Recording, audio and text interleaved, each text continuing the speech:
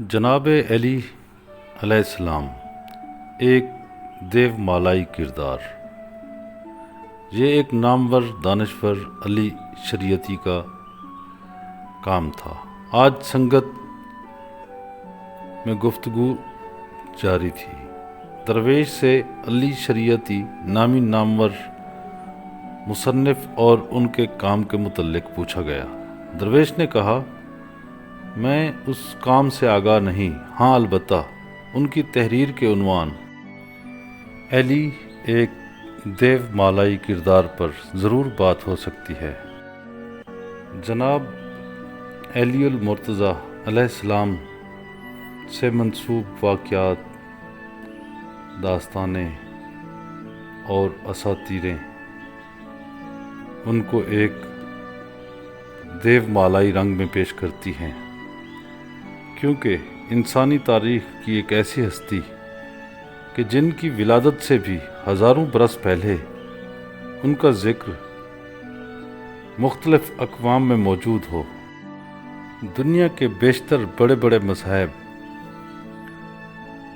جناب علی المرتضیٰ کی آمد سے بھی قبل ان سے آشنا تھے۔ دنیا کی بڑی بڑی ہستیاں جن سے روحانی وابستگی کا دم بھرتی رہیں، ایسی ہستی واقعی ایک دیو مالائی کردار کی ہی حامل ہو سکتی ہے۔ بات صرف غیر جانب انداز میں جناب علی المرتضیٰ علیہ السلام کی ہستی پر غور و فکر کی ہے۔ وہ خواہ سقراط کا صدیوں پرانا خط ہو، مہاتما بدھ کے خوابوں اور دعاؤں کا حوالہ ہو، یا یہود و ہنود اور نصرانیوں کی بات، سب اپنے اپنے ادوار میں رب کریم کے اس دیو مالائی کردار کا ذکر کرنے اور ان کی محبت کا دم بھرنے والے تھے۔ ایک عام سوچنے سمجھنے والا ذہن ایسی دیو مالائی باتیں سن کر حیرت میں پڑ جاتا ہے۔ اس کا ذہن تذبذب کا شکار ہو جاتا ہے۔ یہ بھلا کیسے ممکن ہے کہ ایک ہستی ابھی اس جہان رنگ و بو میں جلوہ افروز ہی نہ ہوئی ہو، وہ بھلا سینکڑوں صدیاں بیشتر دنیا کی روحانی توجہ کا مرکز کیسے بن سکتی ہے؟ آپ علیہ السلام کی دیو مالائیت کا ذکر کرنے کے لیے سب سے پہلے ہم غیر مسلم اقوام سے بات شروع کرتے ہیں۔ اب سنیں، بات کو چین، جاپان اور سری لنکا، ہندوستان میں بسنے والی اقوام کی بات سنتے ہیں۔ درویش نے تھوڑے توقف کے بعد کہا، آؤ بات ہندو، یہودی، عیسائی، بدھ، چینی اور جاپانی اقوام کی حضرت علی کرم اللہ وجہہ کی معرفت اور ان سے روحانی عقیدت سے شروع کرتے ہیں۔ یہ دنیا کے بڑے بڑے مذاہب کی اقوام ہیں۔ تاریخی طور پر ثابت ہے کہ عیسائی راہبوں نے باب العلم جناب علی المرتضیٰ علیہ السلام کے متعلق پیش گوئیاں اپنی مذہبی کتابوں میں پڑھیں اور پھر ایسی دیو مالائی ہستی کے ظہور کے منتظر رہے۔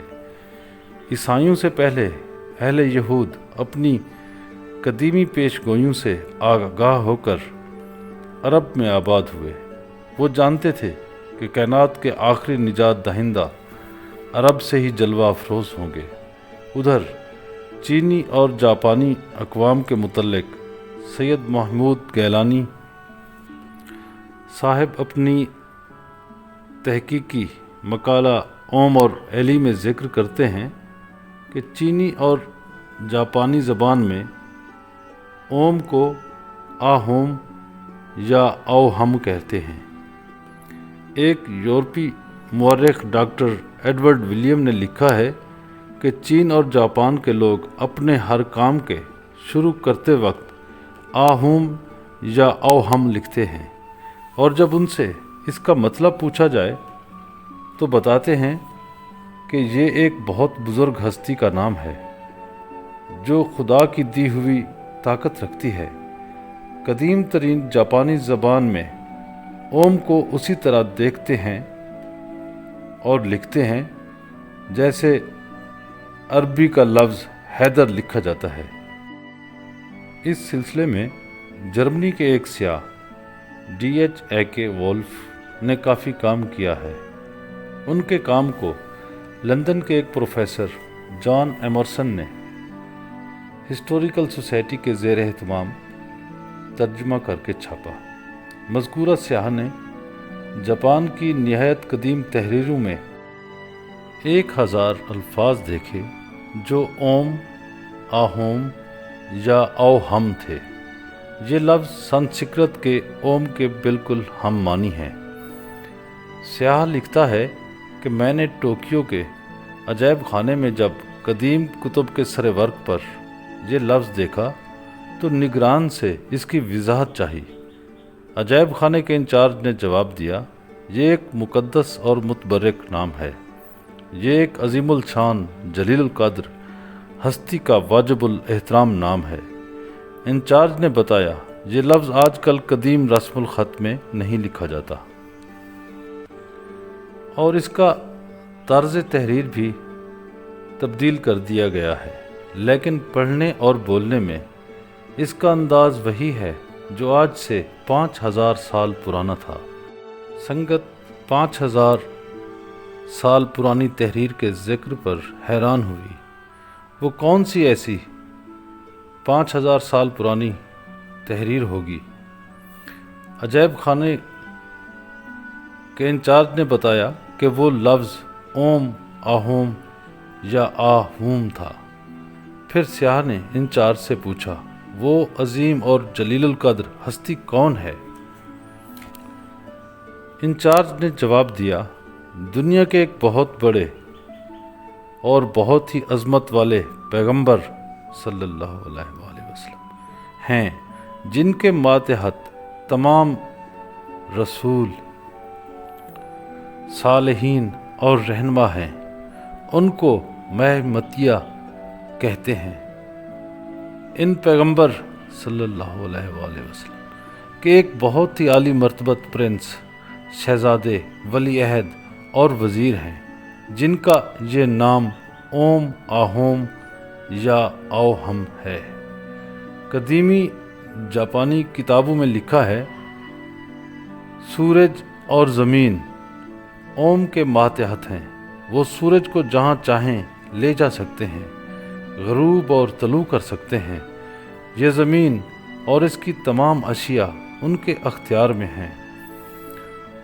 ان افضل و اعلیٰ پیغمبر کے یہ ولی عہد بڑے بڑے قلعوں کو توڑنے والے، جنگوں کو فتح کرنے والے، بڑے بڑے سرکش اور شہزور پہلوانوں کو پلک جھپکتے ہی ہلاک کر سکتے ہیں۔ مذکورہ سیاح اوم کو جس انداز میں لکھ کر دکھا رہا تھا وہ عربی کا لفظ حیدر ہی بنتا تھا۔ سیاح کے لکھے لفظ حیدر کو درویش نے دکھایا۔ یہ اوم تو واقعی حیدر کے جیسا نظر آ رہا تھا، اور نہیں تو کم از کم مسلم اقوام تو بخوبی جانتی ہیں کہ ان کے دین میں خیبر شکن کون ہیں، مرہب جیسے پہلوانوں کو پچھاڑنے والے کون ہیں، اسد اللہ کسے کہا جاتا ہے، ید اللہ کن کا لقب ہے، چاند اور سورج کو پلٹانے والی ہستی کون ہے۔ پھر درویش نے چینی اقوام کا دوبارہ ذکر شروع کیا۔ NJL جیکب نامی ایک پادری تھے۔ وہ رومن کیتھولک سوسائٹی واشنگٹن کی طرف سے چین میں مسیحی مبلغ تھے۔ چینیوں کے مذہبی رجحانات اور ان کے عقائد کے متعلق وہ لکھتے ہیں کہ چینی لوگ اپنے دھرم پر سختی سے کاربند ہیں۔ ان کے اعتقاد کو متزلزل کرنا اور مذہب سے ہٹانا کوئی آسان بات نہیں۔ اگر کسی مذہبی مسئلہ میں وہ لاجواب بھی ہو جائیں تو ظاہری طور پر ہاں میں ہاں ملائیں گے، مگر باطنی طور پر وہ اپنے عقیدے اور مسلک پر جوں کہ توں قائم رہیں گے۔ چینی روحانی طور پر لفظ او ہم کو بڑا مقدس مانتے ہیں، اپنے عبادت خانوں میں اس نام کو لکھتے ہیں، کسی بھی کام سے پہلے اسے تحریر کرتے ہیں۔ دراصل یہ لفظ ایسا ہے جیسا کہ ہندوستان میں ہندو لوگ اوم لکھتے اور بولتے ہیں۔ اوم کو سنسکرت میں 3 لفظوں کا مجموعہ بتایا جاتا ہے۔ پنڈت ہردیال ایم اے شاستری نے اپنی انگلش ڈکشنری میں اوم کے معنی بیان کرتے ہوئے کہا ہے کہ اوم سنسکرت کا ایک پاکیزہ اور مقدس لفظ ہے جو مختلف معنی کو ظاہر کرتا ہے، مگر اوم کے اصلی معنی کچھ یوں ہیں، یعنی خدا کا ہاتھ، خدا کی قوت، فطرت کی قوت، یعنی مظہر العجائب۔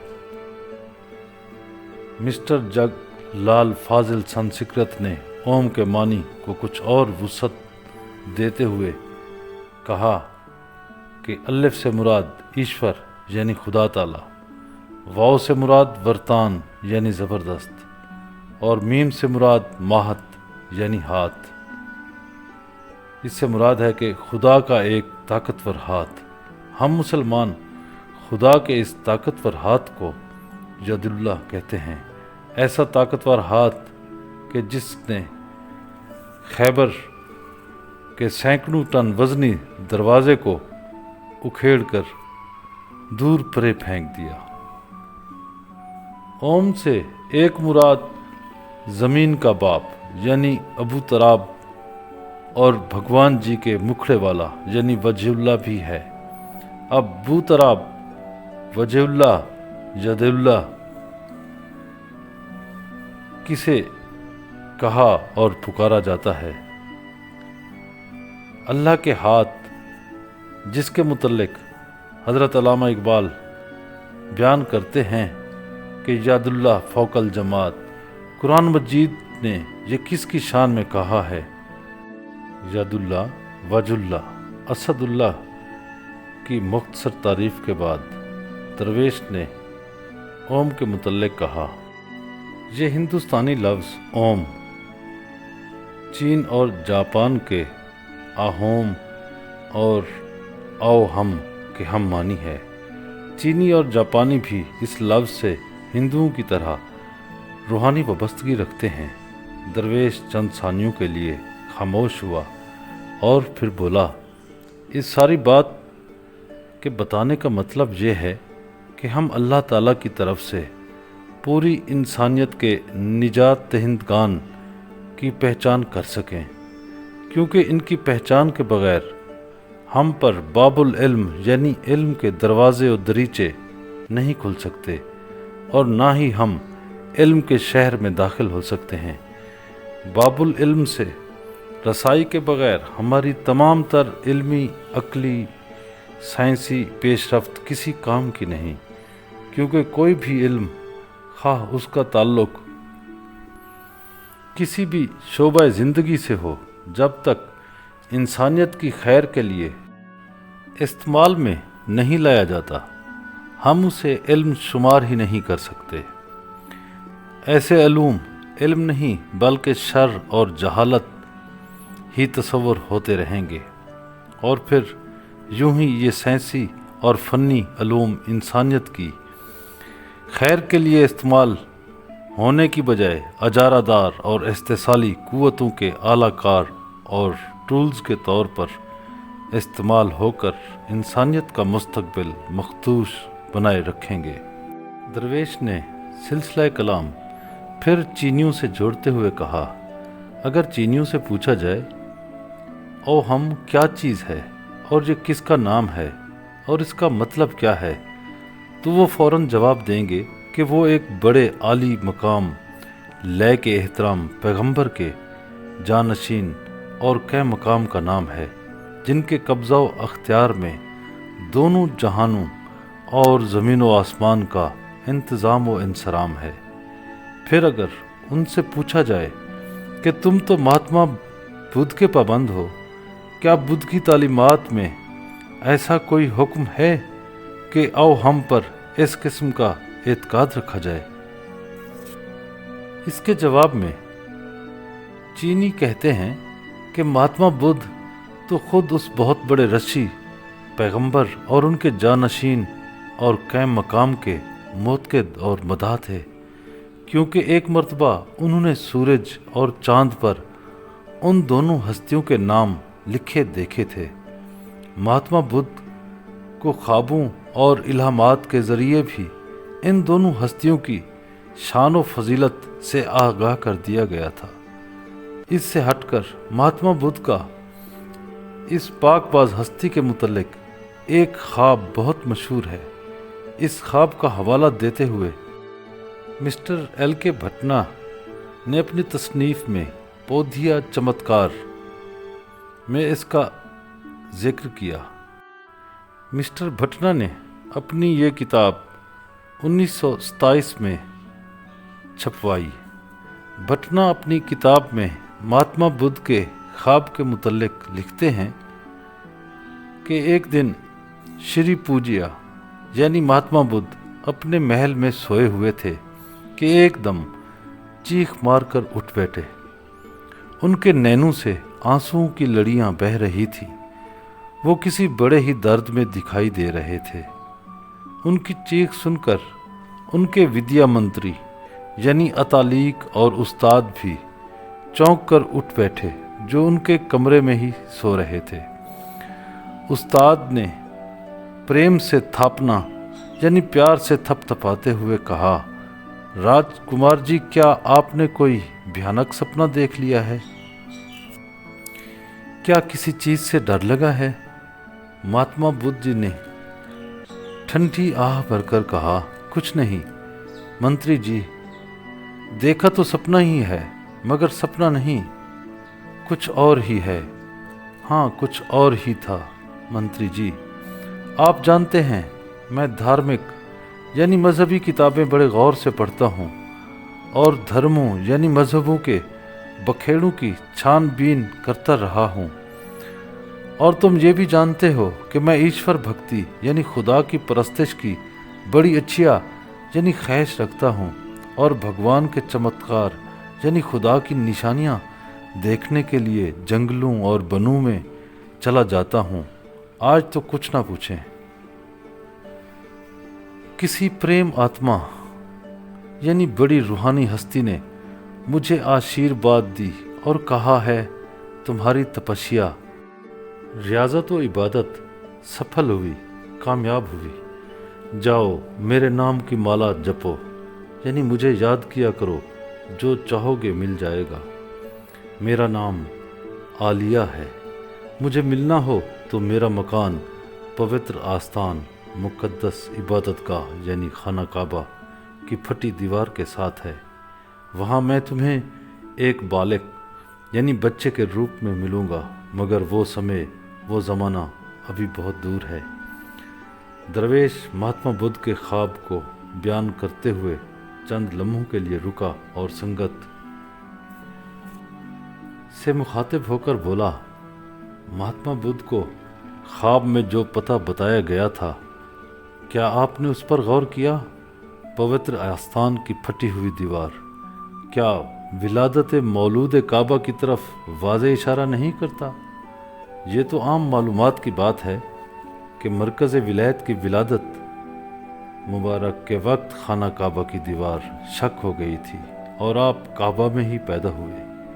संगत मौलूद काबा की विलादत के मुतल्लिक तो वाकई जानती थी, बात ऐसी ही थी, मगर हैरानी की बात यह थी कि मौला कायनात अपनी विलादत मुबारक से 2,500-3 हज़ार साल पहले महात्मा बुद्ध को ख्वाब में अपने दीदार से फैज़ याब फरमा रहे थे और महात्मा बुद्ध को बाकायदा अपने चाहने वालों में शुमार कर रहे थे। महात्मा बुद्ध के ख्वाब का हाल अभी जारी था।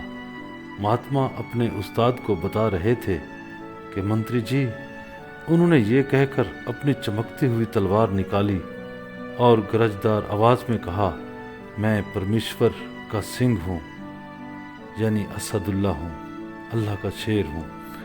مہاتما بدھ کو خواب میں حکم دیا گیا کہ جاؤ،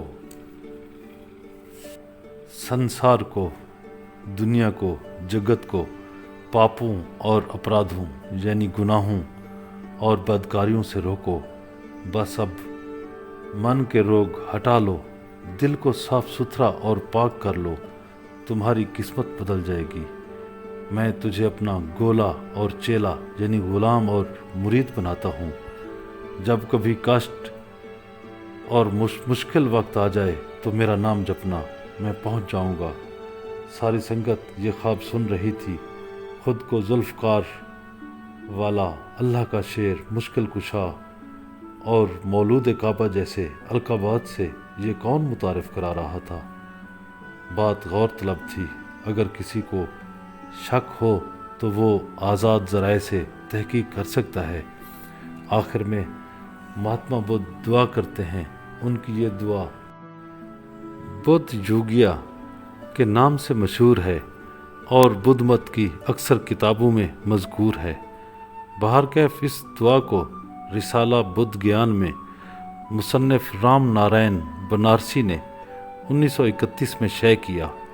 رسالہ کے صفحہ نمبر 57 پر اس دعا کے ساتھ ایک چینی کتاب کے حوالے سے وہ دعا لکھی گئی ہے۔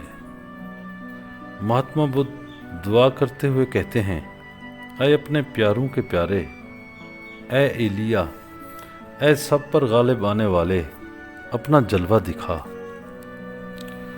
میری دستگیری کر، اے پرماتما کے شیر۔ دنیا کی لومڑیاں مجھے کھانا چاہتی ہیں، تجھے اس کی قسم جس کا تو دست بازو ہے، تجھے اس کی قسم جس کی شکتی تیرے اندر ہے۔ میری مشکل کشائی کر، تیرا وعدہ ہے کہ مصیبت میں پہنچوں گا۔ اب دشمنوں کا وقت ہے، آ جلدی آ، ورنہ میں برباد ہو جاؤں گا۔ تجھے دیکھنا ہزاروں پراتھناؤں دعاؤں کے برابر ہے۔ تو بھگوان جی کا چہرہ ہے، میرے پیارے، تو سب کچھ ہے۔ میری تکلیفوں کا تجھے علم ہے اور تو ہی ان کو دور کر۔ مہاتما بدھ ایک بار پھر یہ کس کو اسد اللہ، وجہ اللہ، مشکل کشا اور ید اللہ کہہ کر پکار رہے تھے۔ یہ سارے القابات توجہ طلب ہیں۔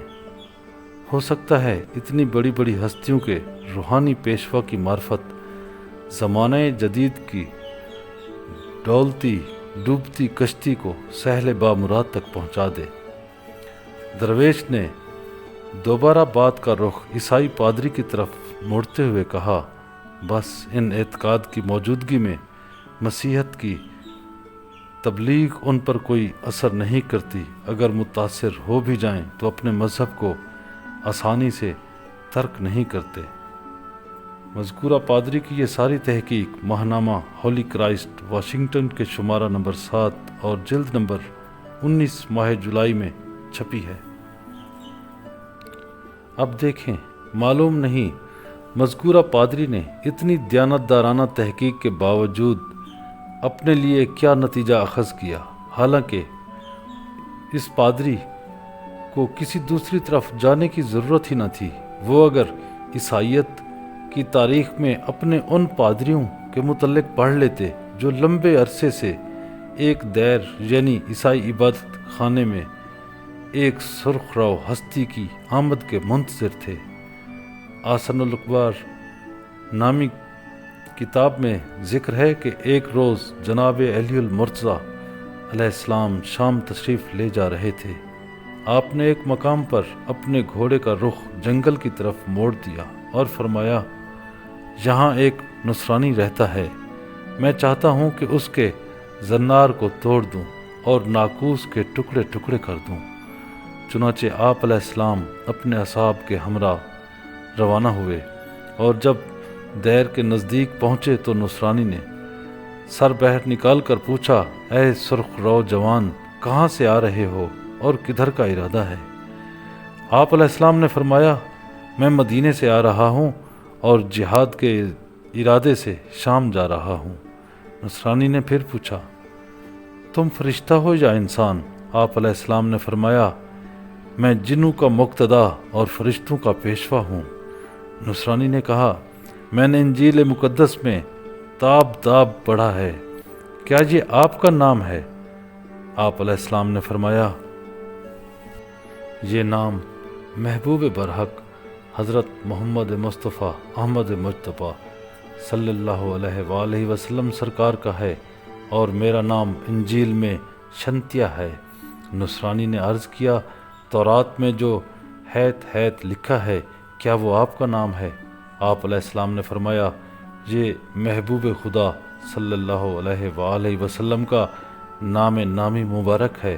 तौरात में मेरा नाम एलिया दर्ज है। अर्ज़ किया, क्या आप मसीह हैं? फरमाया, मैं ईसा नहीं हूँ, बगर जनाब ईसा अलैहिस्सलाम मेरे दोस्त हैं। अर्ज़ किया, तो आप मूसा हैं, असा और यद बैज़ा लेकर आए हैं? फरमाया, मैं मूसा नहीं हूँ, बल्कि जनाब मूसा अलैहिस्सलाम मेरे दोस्त और रफ़ीक हैं। अर्ज़ किया, आपको अपने माबूद का वास्ता अपना नाम व नस्ब बताएं। आप अलैहिस्सलाम ने फरमाया, हर कौम और हर गिरोह में मेरा नाम अलग है, चुनाचे अरब मुझे हल अता पुकारते हैं। रब्बुल इज़्ज़त ने मुझे अमारत की मसनद पर बिठाया है, अली नाम है और अमीरुल मोमिनीन लक़ब। रसूल खुदा सल्लल्लाहु अलैहि वसल्लम ने मुझे अबू तराब फरमाया है। मेरे बाप ने मेरी कुनियत अबुल हसन रखी है और मेरी अम्मा ने मेरा नाम हैदर करार रखा है। ये सुनकर नसरानी ने नाकूस बजाना शुरू कर दिया। आप अलैहिस्सलाम ने पूछा, तू जानता है ये नाकूस क्या कह रहा है? फिर आप अलैहिस्सलाम ने खुद ही बताते हुए फरमाया, नाकूस दुनिया की तबाही और बर्बादी को बयान करता है। तब नसरानी ने आवाज़ बुलंद की और उसके साथ 400 नसरानी जो उस दैर में रहते थे दौड़ते हुए आए और बुलाने का सबब पूछा। उसने जवाब दिया, मैंने इंजील मुकद्दस में पढ़ा है कि एक खूबसूरत सुर्ख रो जवान इस दैर में आएगा जो सदाए नाकूस को समझाएगा। वो हस्ती मदाह और सना की हकदार होगी। जो उन पर ईमान लाएगा निजात पाएगा और जो उनकी अताअत नहीं करेगा दोज़ख में जाएगा। इन्होंने मेरे नाकूस को उसी तरह समझाया है जैसा कि ये बयान कर रहा था। बस मैं इनके दीन को अख्तियार करता हूँ। उसके साथ ही तमाम नसरानी दीन हक में दाखिल हो गए। मौला कायनात का नामी मुबारक हल्लता जो अहले अरब आपको पुकारते थे। आशिक रसूल डॉक्टर मोहम्मद इकबाल ने भी मौला कायनात की ज़ात बाबरकात को इसी मोहतरम व मुक़द्दस नाम से अकीदत पेश करते हुए कहा है कि बानवाए ताजदार हल्लता मुर्तज़ा मुश्किल कुशा शेर खुदा। मौला पाक अलैहिस्सलाम की शान में बयान किए गए अल्लामा इकबाल के अलकाबात यानी ताजदार हल्लता मुर्तज़ा मुश्किल कुशा और शेर खुदा वो अलकाबात थे जो संगत दीगर आलमगीर मज़हब के कदीमी कुतुब के हवालों में सुनाई थी। उनके गुंचाए दिल से भी बार बार इकबाल की तरह हल्लता मुश्किल कुशा शेर खुदा की सदाएं बुलंद हो रही थी। संगत अभी भी कुछ मुस्तरब थी। गुफ्तगू के आगाज़ में दरवेश ने उन्हें यूनान के सूफ़ी फ़लसफ़ी सुकरात के हवाले से बताया था। सुकरात भी मौला कायनात के नूर विलायत के जामे मार्फत से सरशार हो चुका था। महात्मा बुद्ध और दीगर कदीमी हस्तियों की तरह सुकरात भी मौला कायनात की विलादत मुबारक से कमोबेश 3000 साल कबल ही वाकिफ़ था। वो भी वाक़फ़ान हाल ही था। संगत के इजहार से कबल ही दरवेश ने एक ख़त नुमा तहरीर संगत में पेश कर दी। तहरीर किसी अजनबी ज़बान में थी। दरवेश ने कहा, यह तहरीर 1809 में मंजर आम पर आई। 1813 में बरतानिया के मिस्टर प्रोफेसर ینگ مین نے آکسفورڈ یونیورسٹی سے اسے انگریزی میں چھاپا۔ محققین اسے سقراط کی تحریرات میں شمار کرتے ہیں۔ درویش نے خط کا ترجمہ پیش کرتے ہوئے کہا، سقراط کہتا ہے، میں بیاباں میں جا رہا تھا، مست اور بے خبر۔ یکایک ایک دہشت ناک آواز آئی، جیسے کوئی پہاڑ پھٹ پڑا ہو۔ اس آواز کی گونج میں 3 عظیم الشان سیارے ظاہر ہوئے، ایک بڑا اور 2 قدرے چھوٹے، مگر تینوں کی روشنی سفید تھی۔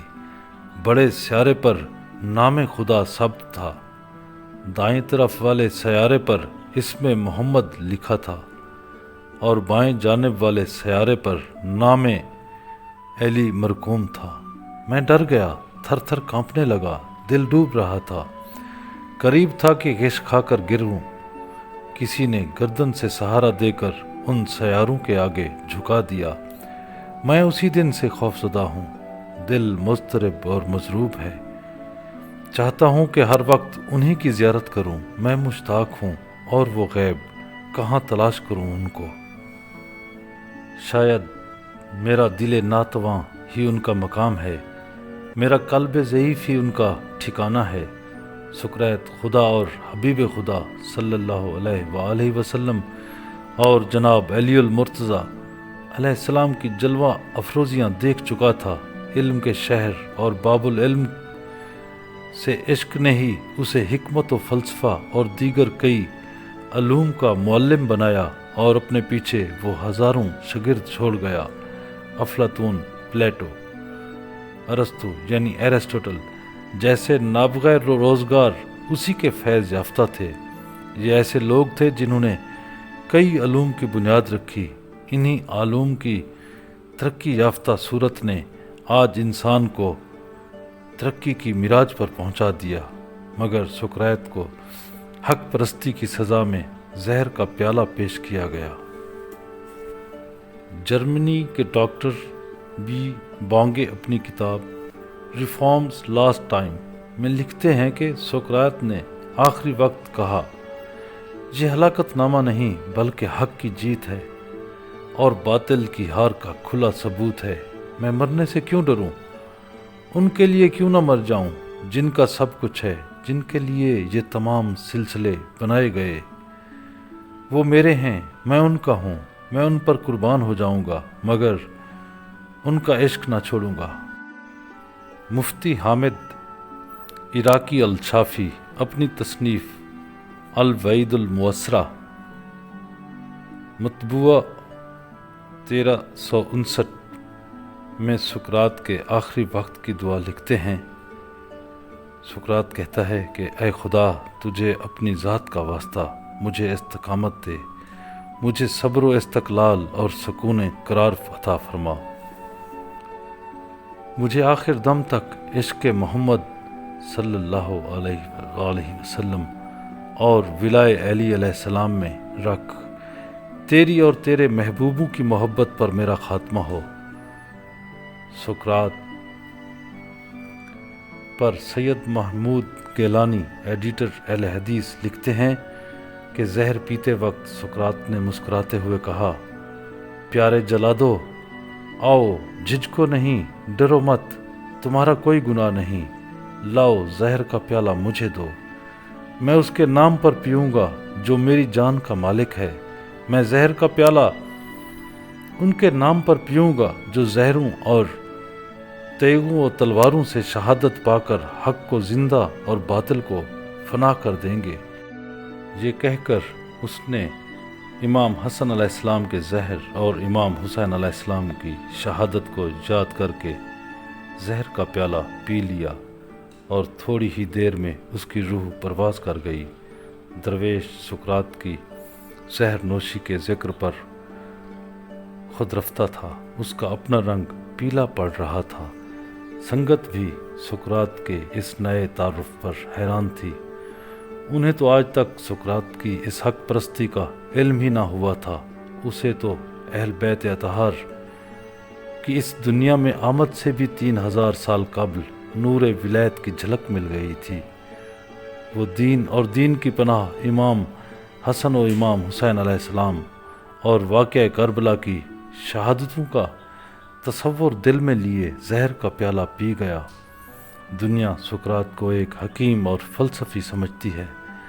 سقراط کی طرح مہاتما بدھ، برہت رشی اور دیگر کئی ولائے علی کی معرفت کے جام نوش کرنے والی ہستیوں نے انسانی تاریخ پر انمٹ نقوش مرتب کیے تھے۔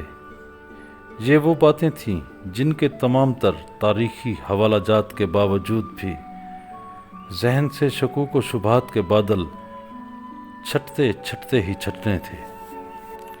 ان حوالہ جات کی صحت پر دیگر غیر اسلامی اقوام کو شاید اتنی پس و پیش کا سامنا نہ کرنا پڑے، مگر مسلم اقوام اپنے ہی اسلاف کے ایسے کسی دیو مالائی کردار کو آسانی سے تسلیم کرنے پر تیار نہیں تھی،